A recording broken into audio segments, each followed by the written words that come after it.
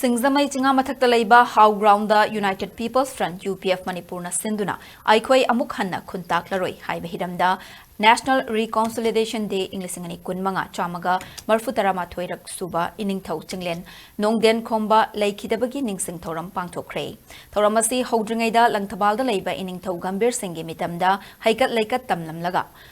Singzamai Singa Mathakta Laiba How Grand Fauba Khongchat Oina Lakhi Thoramaduda United People's Front ki President Nongthongbam Rupa Chandra All Manipur Maitai Pangal Development Organization ge Chief Advisor Retired Assistant Professor BM Alauddin Jalyarong Yunan Manipur and Nagaland ge Vice President Athai Kamai Komi gi Coordinator Somarendro Thoksom Amuko gi President Fairoijam Nando Luang CCSK gi President Jitrendra Ningomba Hericon gi President Yumkhaibam Surjit Kumar Khuman, IPSA President Maibam Bisheshwar, UCM President YK Dhuren na Chingbana, Masak Naiba Mui Kayana Sarupya K. December ke tang kulon doida, ako gi Chandrapurda,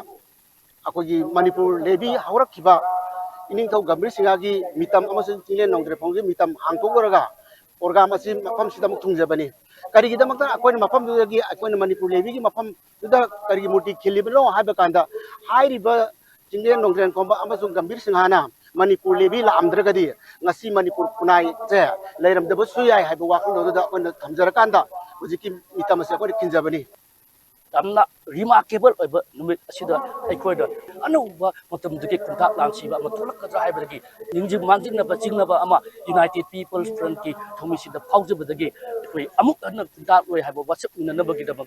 I could have Kabum Amachuna, Manipur, Manu Amajimapanda. So when the Tariba Manipuri singing, but I quite a modern Roshi Hana was a Robin and never get them. I couldn't see it for a Muse, a cannon of Pangthok-Nakhre. Aikhoi Amuk Khuntak Laroi Haiba Wakalon Asida Assam ki Hozai Dasu Chahi Taret Khuntakpa Ningsing Numit ki Thoram Pangthok-Nakhre Reconsolidation Day Haina Pangthokiba Thoram Adu Assam Manipuri Cultural and Sports Development Society Amadi UNESCO Manipur ga Khusam Naduna Assam gi Hozai Dalaiba Parisat Sanglen da Pangthokpane Manipur Lenga ki Department of Art and Culture gi Mateng Galoinana Pangthokiba Thoram Aduda Manipur Sahitya Parisat Assam ki Vice President Nangmairakpam Vidyana Athoiba Mithunglen Oike Fox ki President TH Manihar Kunung Isegi Aiba National Awardee Moirangthem Indrajit Manipur Sahitya Parisad Assam Hozai District ki President Ten Subam Manihar Palem Loop ki President ke Jiban Mala na Chingbana Athungba Mistunglen Oina Sarupya ke